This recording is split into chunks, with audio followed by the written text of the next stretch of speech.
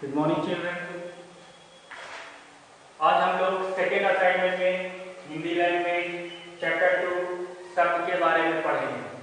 इस पाठ में हम जानेंगे कि शब्दों का प्रयोग किस प्रकार से किया जाता है, शब्दों को सही क्रम में किस प्रकार लिखा जाता है। तो सबसे पहले हम यहाँ देखते हैं कुछ शब्द को, जैसे कमल, सूरज, से। इन शब्दों में वर्ण और मात्रा का प्रयोग किया गया है। इन शब्दों को वर्ण और मात्राओं के मेल से लिखा गया है। जैसे कमल, कमल में सिर्फ वर्णों का प्रयोग किया गया है, परंतु सूरज, सूरज में वर्ण और मात्रा दोनों का प्रयोग है। उसी प्रकार से में भी वर्ण और मात्रा दोनों का प्रयोग किया गया है।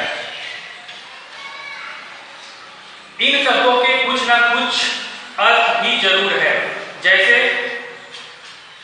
कमल, जब हम कमल बोलते हैं तो हम समझ जाते हैं कि ये एक प्रकार का फूल है। उसी प्रकार सूरज, सूरज बोलने से भी हम समझ जाते हैं कि ये सूरज वो है जिसके वजह से रात और दिन होता है। उसी प्रकार से जब बोलते हैं तो हम समझ जाते हैं ये एक प्रकार का फल है जिसे खाया जाता है। जब वर्णों का समूह अर्थ प्रकट करता है तब वह शब्द कहलाता है। जैसे क, म, ला एक वर्ण है। इन वर्णों को जब हम मिला के लिखते हैं, जोड़कर लिखते हैं, तो ये एक कमल बन जाता है, मतलब एक समूह बन जाता है। इसी समूह को हम शब्द कहते हैं। इनमें क्रम का ध्यान रखना जरूरी है। जैसे यहाँ कुछ शब्द लिखा हुआ है जिसका कोई अर्थ नहीं है। जैसे लकम, लकम बोलने से हमें समझ में नहीं आ रहा है कि ये लकम होता क्या है। तो इसको हम, इसका सही अर्थ क्या है, इसको जानने के लिए हमको इसे सही क्रम में लिखना पड़ेगा। जैसे क, म, ला, इसको जब हम सही क्रम में लिखेंगे तो ये बन जाएगा कमल। कमल बोलने से ये हमें समझ में आ जाता है कि ये एक प्रकार का फूल है। उसी प्रकार दूसरा जरसू, जरसू को जब हम सही क्रम में लिखेंगे तो सू र ज, सूरज।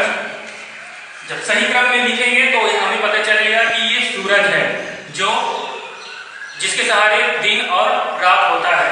उसी प्रकार रखबा, रखबा को जब सही क्रम में लिखेंगे तो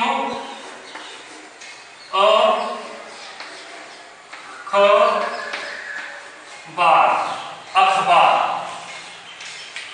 जिससे पता चलता है कि जिसे हम अखबार पढ़ते हैं। हमें शब्दों को सही बोलना और सही रूप में लिखना चाहिए। यदि ऐसा नहीं करेंगे तो हमें बात समझ में नहीं आएगी। जैसे यहाँ कुछ वाक्यों को देखते हैं। जैसे कुछ वाक्य लिखा हुआ है, मरे भाई ने दूध पिया।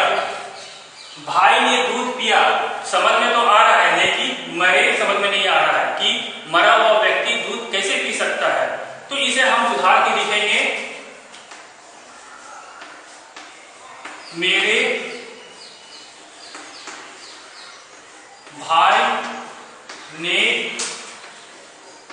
दूध पिया। तो इस प्रकार हम वाक्यों को शुद्ध करते हैं, वाक्यों को सही क्रम में लिखते हैं। दूसरा वाक्य है, रवि बहरा खड़ा है। रवि खड़ा है समझ में आ रहा है, परंतु बहरा समझ में नहीं आ रहा है। इसे भी उल्टे क्रम में लिखा गया है। अब हम इसे सही क्रम में लिखेंगे तो क्या बनेगा। जैसे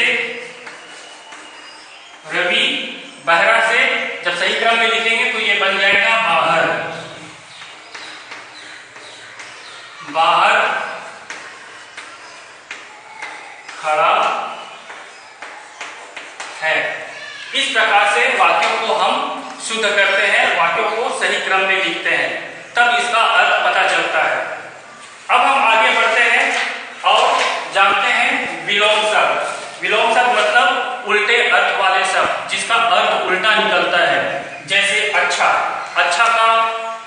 विलोम, उसका उल्टा अर्थ होगा बुरा। तो बुरा को हम इस प्रकार लिखेंगे, रात। जब रात होती है तो दिन भी होती है, तो मतलब रात का क्या होगा, दिन। दिन इसका विलोम शब्द हुआ। शत्रु का मित्र, उसी प्रकार सुख दुख। तो इस प्रकार कुछ शब्दों का हम विलोम शब्द बनाते हैं।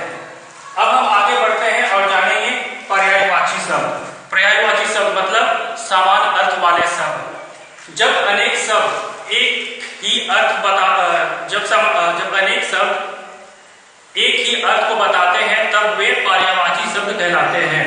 जैसे फूल, सुमन, कुसुम, पुष्प।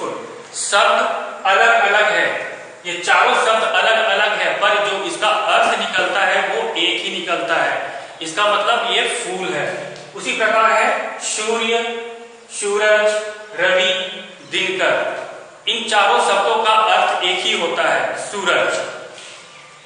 उसी प्रकार पृथ्वी, धरती, भूमि, धरा। इन चारों शब्दों का अर्थ एक ही है, पृथ्वी।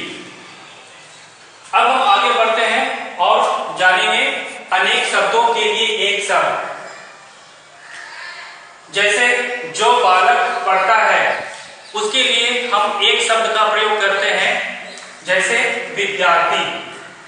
जो व्यक्ति कविता लिखता है उसे हम कवि कहते हैं। उसी प्रकार कुछ और भी शब्द हैं। जो व्यक्ति गाना गाता है उसे हम गायक कहते हैं। जो व्यक्ति विदेश का हो, जो विदेश में रहता हो, उसे हम विदेशी कहते हैं। तो ये था हमारा आज का असाइनमेंट। अब इस पाठ से संबंधित कुछ लिखित कार्य मैं आपको पीडीएफ के थ्रू भेजूंगा और जिसे आपको काम करना अनिवार्य है। धन्यवाद।